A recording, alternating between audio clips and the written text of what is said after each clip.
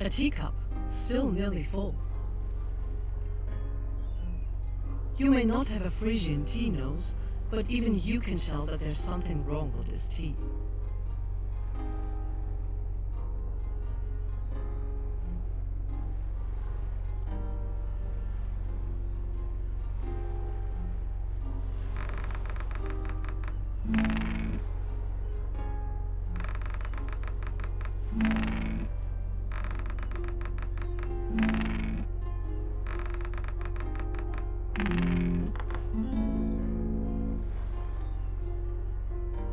A thought comes to mind, so absurd that you do not want to finish thinking it. In this tea, there is not only tea, but also a yellowish body fluid.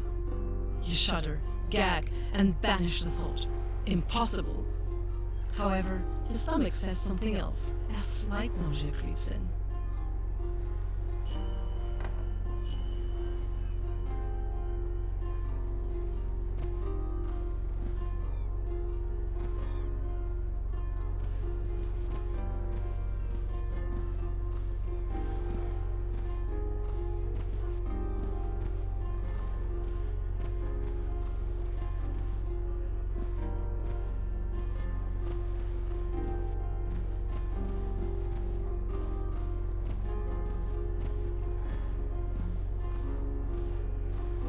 This bar doesn't seem to serve any purpose at the moment.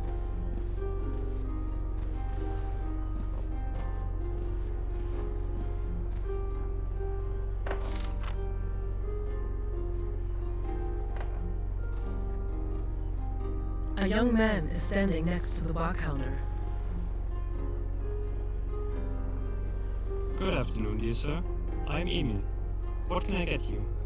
Pulled crabs, peeled prawns, crabs and roll, rum, tea, crabs and rum, crabs and tea, cake with or without a shot, whatever you want.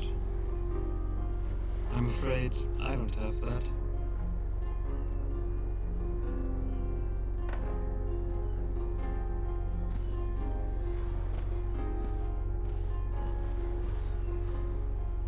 You are standing in front of the door to the captain's cabin. When you put the key in the lock, the door just opens. But the captain said about the door that...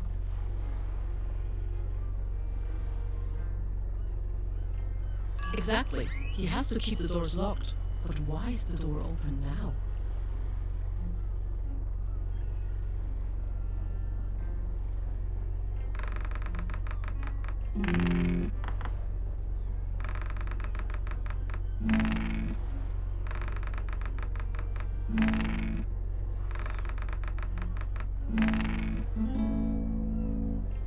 Clearly visible scratch marks can be seen on the door lock.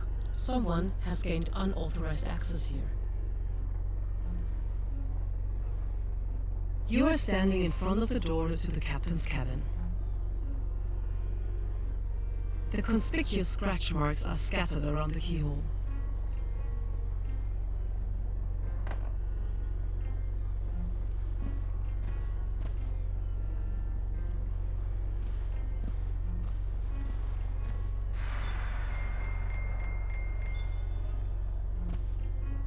There is lipstick on the edge of the glass.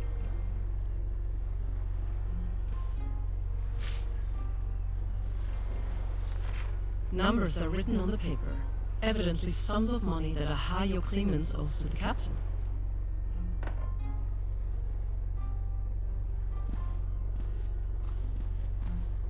Did the captain really once steer this ship?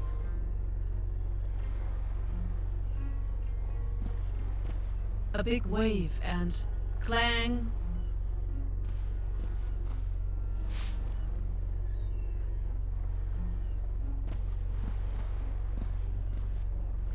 Letters, bills, newspapers, notes. There is no recognizable order. An optical measuring instrument used for astronomical navigation at sea. There is a big chest in front of you. When you try to open the chest with one of the keys from Kroger's keyring, you realize that the lock is blocked by something and the lid can be easily lifted.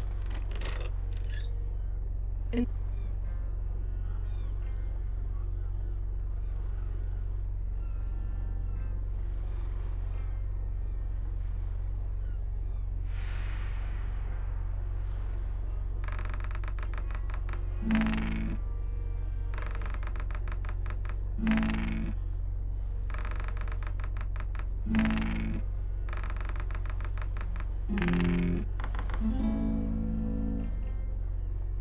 quickly realize that the morphine is not in the chest. A sticky, medicinal-smelling stain reveals where the bottle must have stood.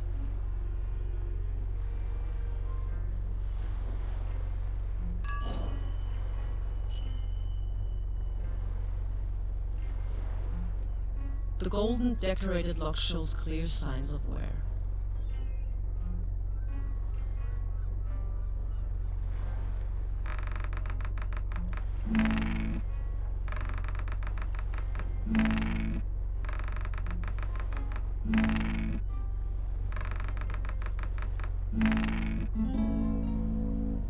A piece of wire is stuck in the lock. There is a big chest in front of you. The piece of wire is jammed in the lock.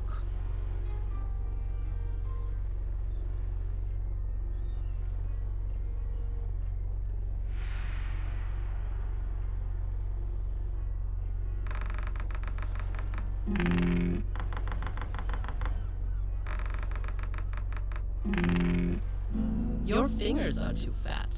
The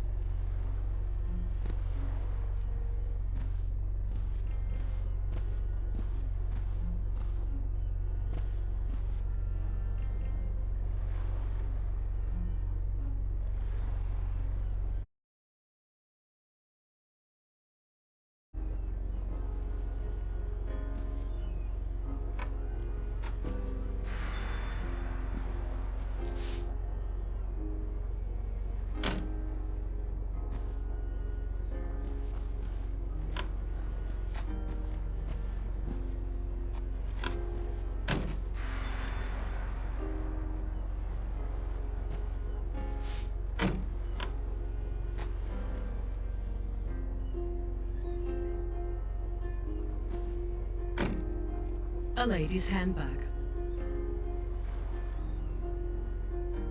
You are admiring the beautifully crafted little bag with golden embellishments. It would certainly be interesting. However, it would be extremely rude and go against your good Bavarian manners.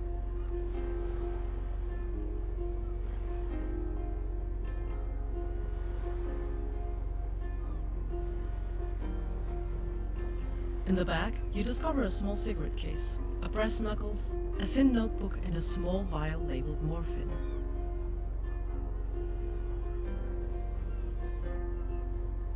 The small vial of morphine is empty. The brass knuckles are small but effective. A strike with this piece of iron in the right place and the light is out. The thin booklet catches your eye, on the cover of which a name is written, Kirsten van Groot.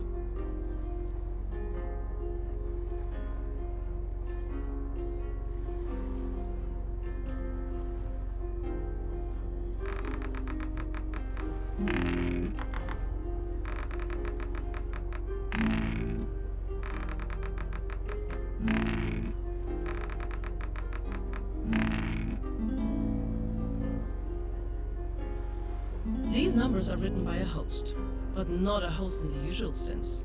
Kirsten van Groot, whose bag is obviously the subject here, is a prostitute. In this notebook, her earnings and the payments to the client are recorded in writing. An unusual content for an ordinary lady's handbag.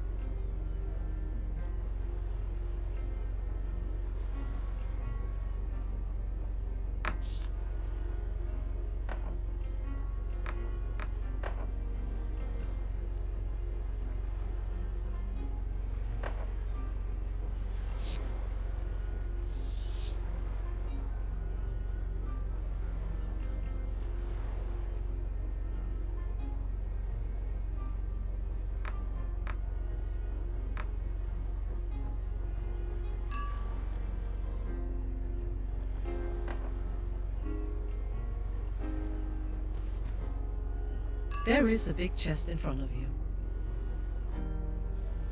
The piece of wire is jammed in the lock.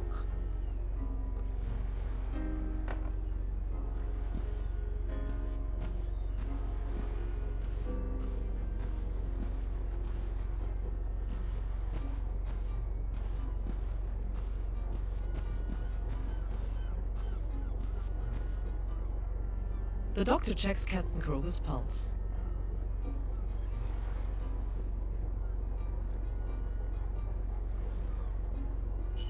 God beware, I knew something was wrong.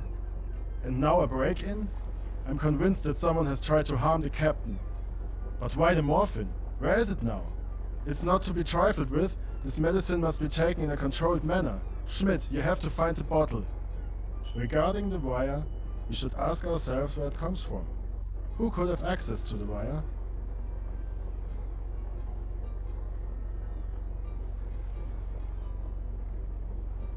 Hard to believe. The captain collapses, a fire and a break-in. You must figure out what's going on here, Schmidt. Listen around. If my suspicions are correct, we should find and apprehend the culprit before this ship docks at the harbor.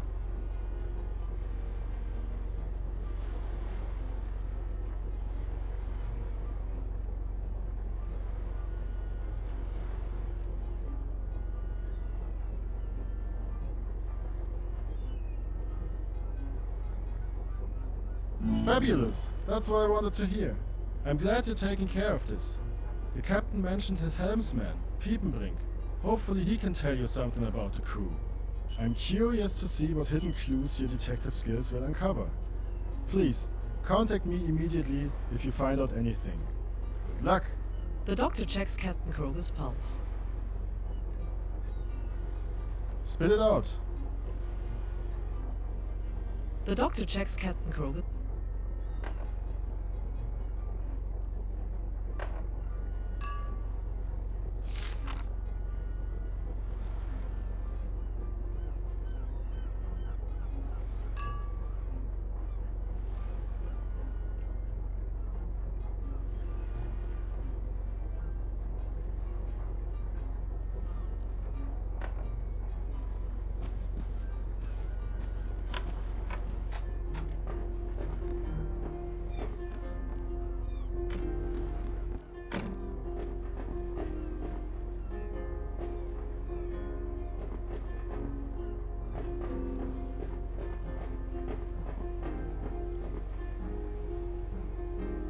Miss Van Groot paces up and down restlessly.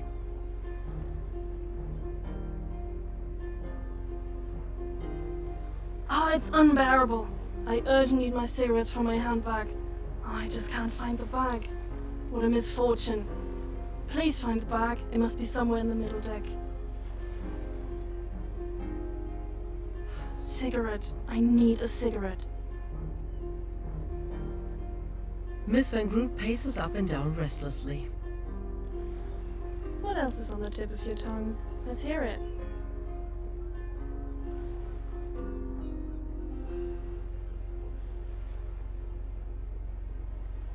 I have never seen a man just keel over like that. Oh, it's truly frightening how he lies there twitching like a fish out of water. Tell me, do you happen to have a drink for me? Just one little shot. I believe you need one much more urgently than I do. You seem extremely tense. What else is on the tip of your tongue? Let's hear it.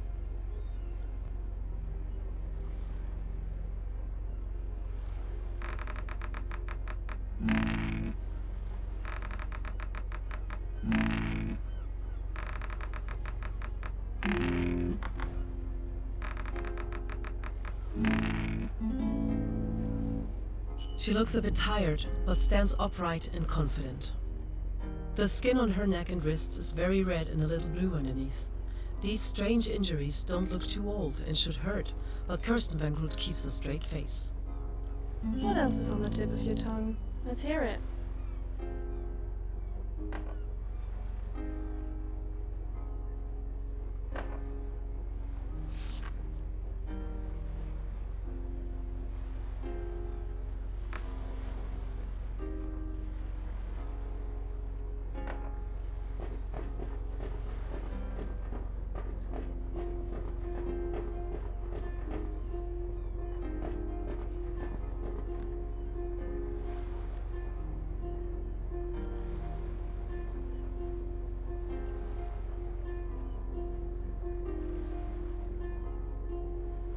The burly man stands in the steering cabin and holds the rudder.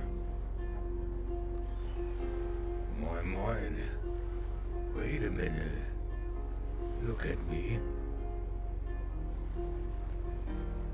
His gaze seems to pierce your eyes and aim directly at your deepest soul.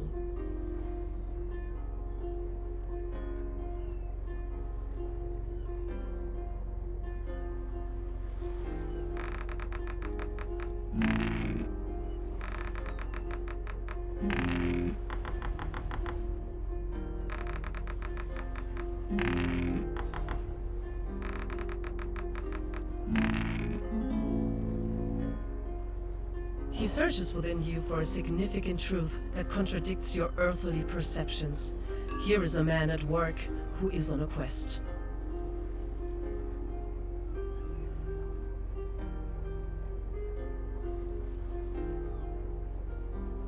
Aha! You might be the chosen one. They say here on the ship that at some point a real host will show up. But you don't seem to be the person. Now that we have that cleared up, I am Bringt's Hermann, but you can also call me Hermann Brink, or just Brink. Just call me Brink. That saves the words and me ears.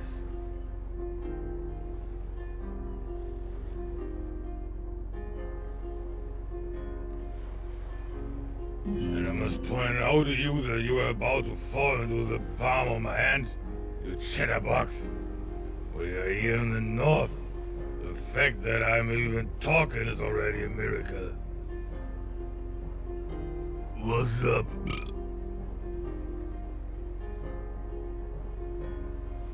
What else do you want to know, my boy?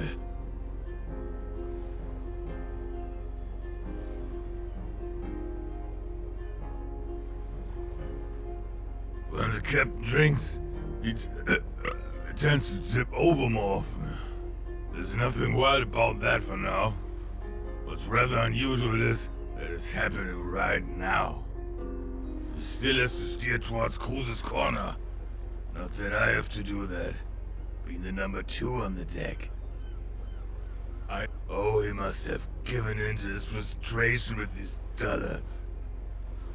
But it's understandable with such a bunch of dunces. Just doesn't quite fit in right now because of Cruise's corner. There have been quite a few ships capsized there. And when drowning, we are all the same. Whether you're a professor or Emil Barkov.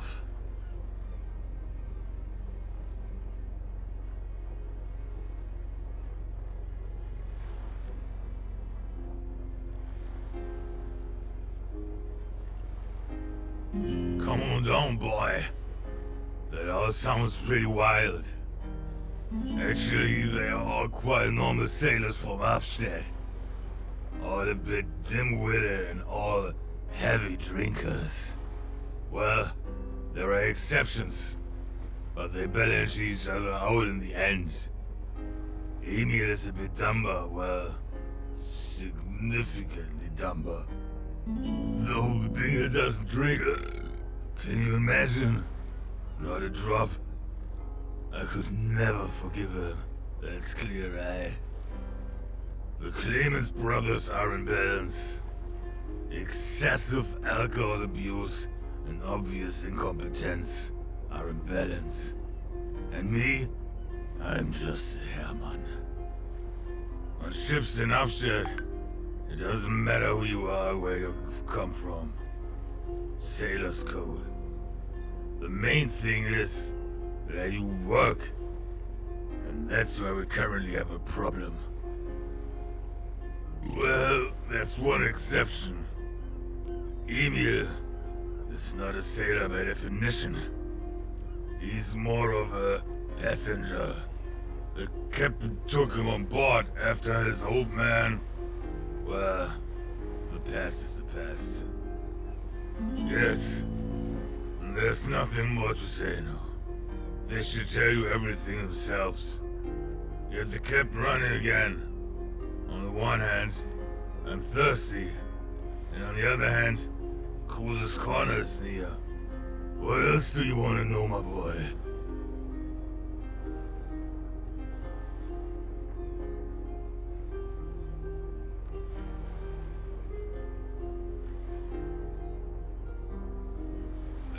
Absolutely.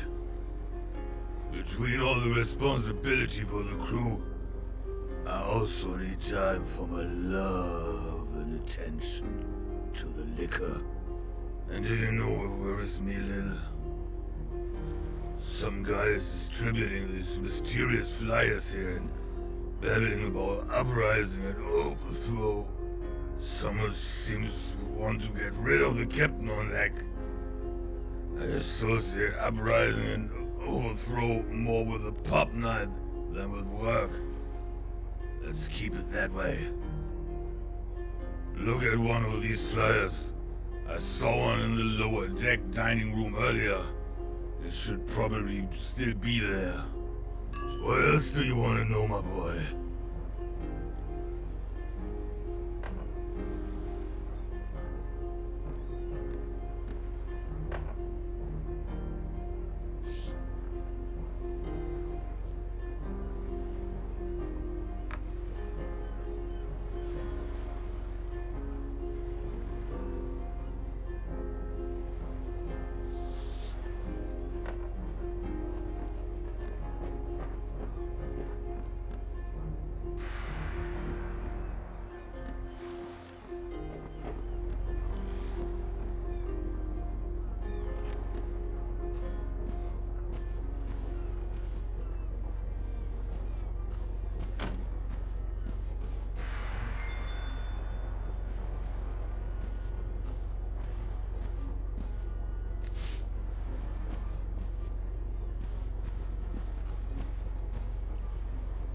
The stationery features delicate artistic pencil drawings.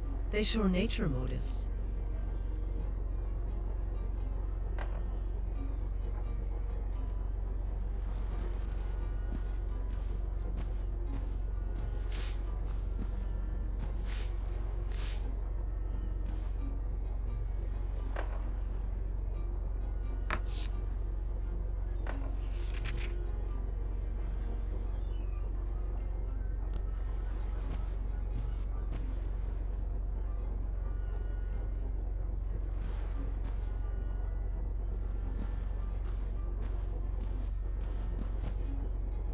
The bar stools are badly worn.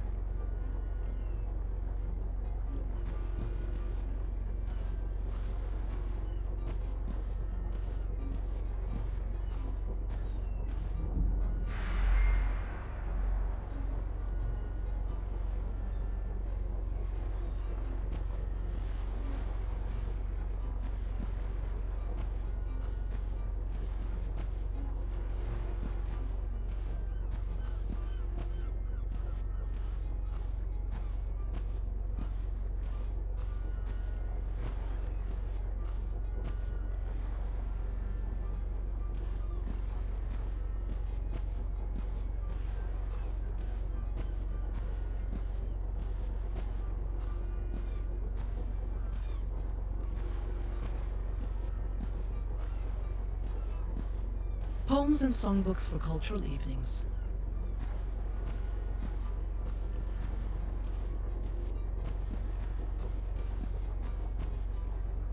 A young man is standing next. Moin moin. What should I tell you?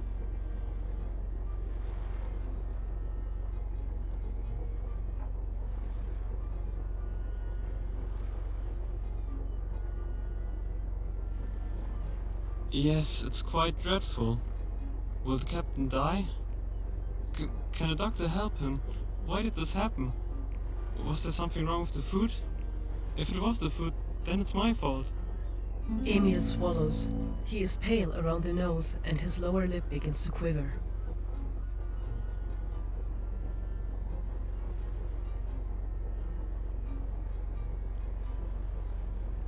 But everyone says I'm too dumb to cook. What if they're right? This bottle... Heavens!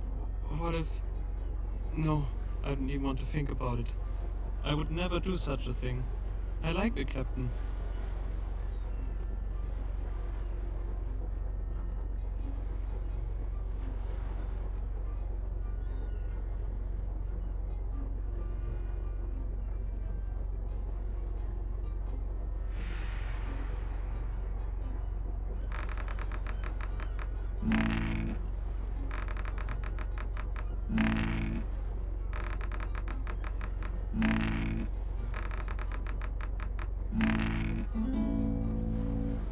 I'm afraid I'm to blame, because I cooked his food.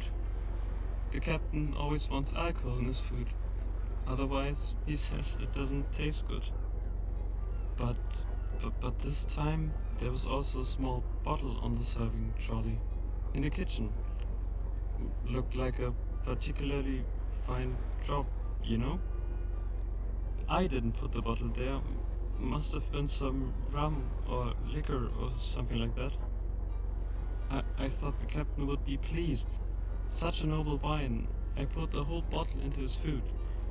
It didn't look very appetizing, but to be honest, it never does.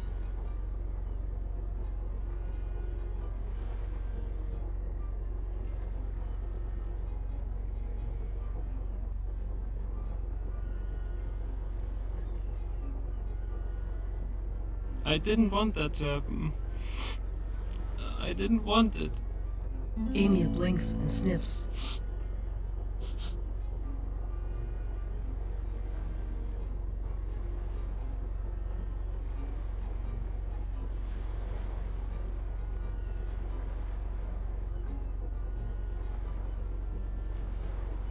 The bottle must still be on the serving trolley, near the kitchen. What should I tell you?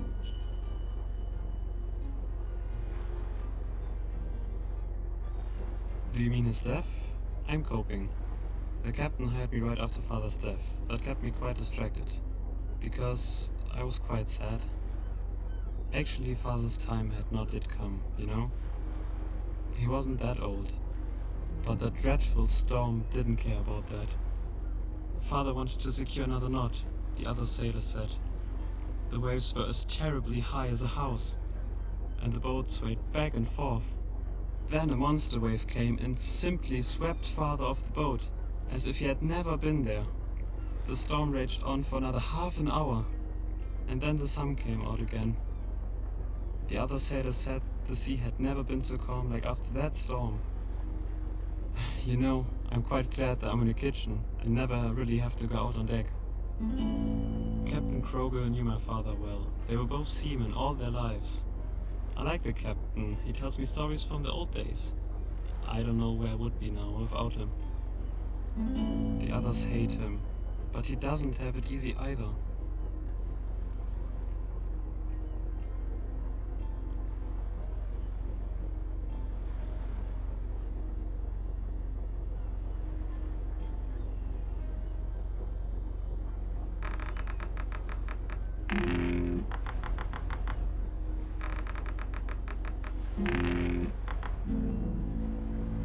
Yes, that is the reason, and, well, now I forgot what I wanted to say. What should I tell you? You think? I did the drawings all by myself.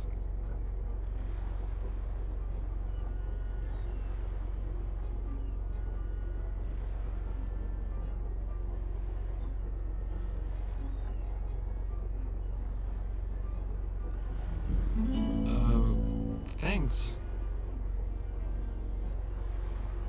What should I tell you?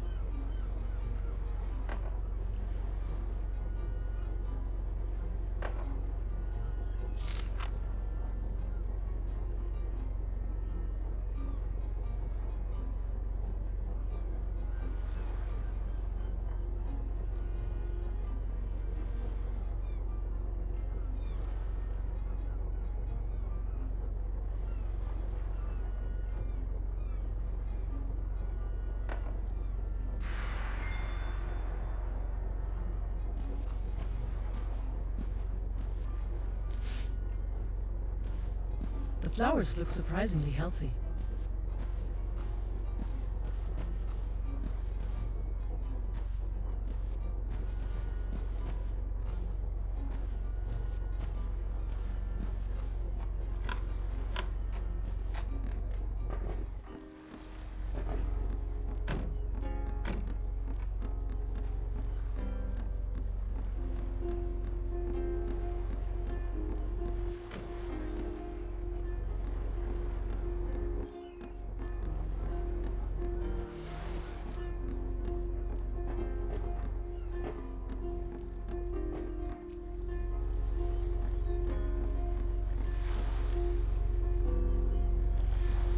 The boat boy takes care of the lower deck.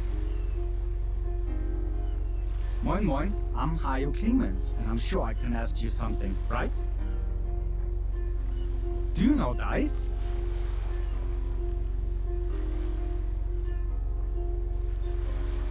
Do you want to roll the dice? Well then, let's go. I'll go first and you have to beat me. So, in the dice roll, of course, not with your hand. We play 3 rounds. You only win if you pass all the rounds.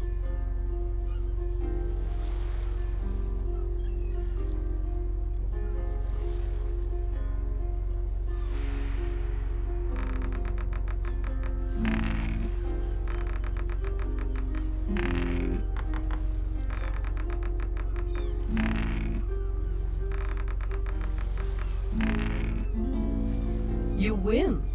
The boat boy starts to tremble slightly. He looks around nervously.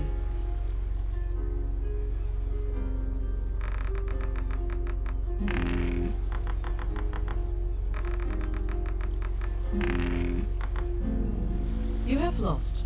The grin of the ship boy stretches from ear to ear. He holds out his open hand to you. Nah, please give me the 5-taler steak. Right now, loser.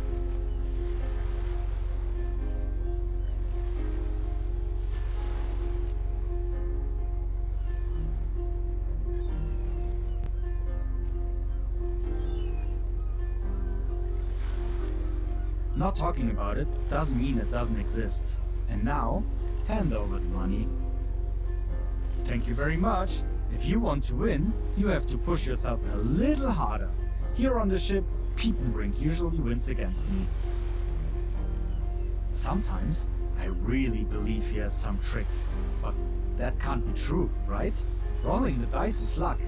You can try again anytime. If you win, you'll get your money back. Promise. What else do you want to talk about?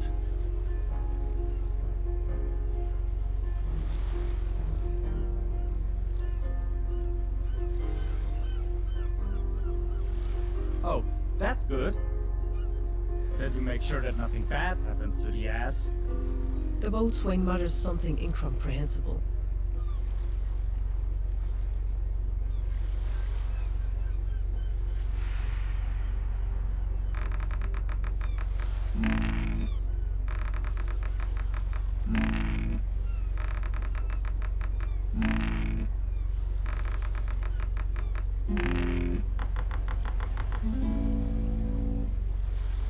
Maybe the stupid bastard will finally get the punishment he deserves.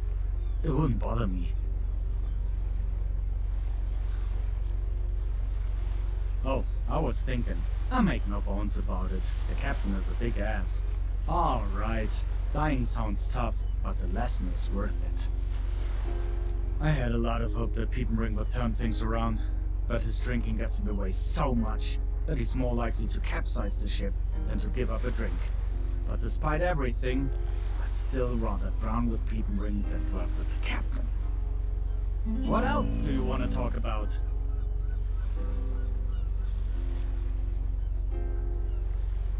That is the problem, but someday I win the money back. Everybody must be lucky sometimes, right?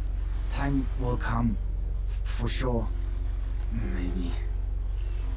Imagine what it would be like if I hit the big time. That would be a dream come true.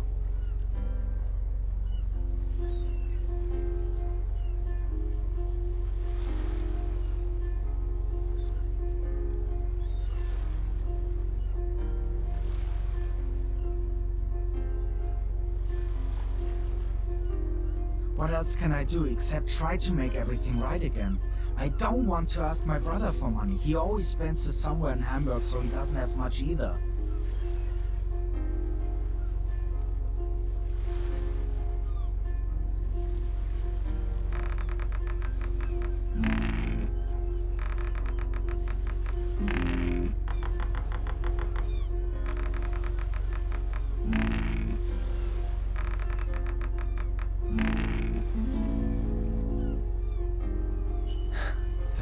It's just, I'm involving Eric in this.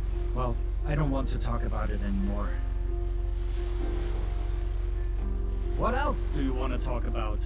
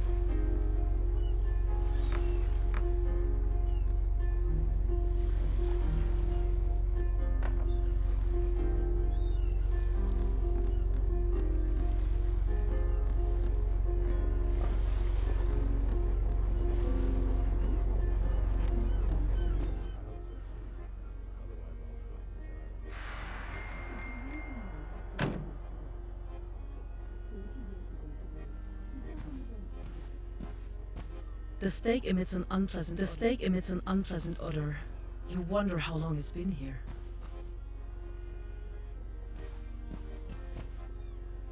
The food is already cold. The food for second class doesn't look very appetizing.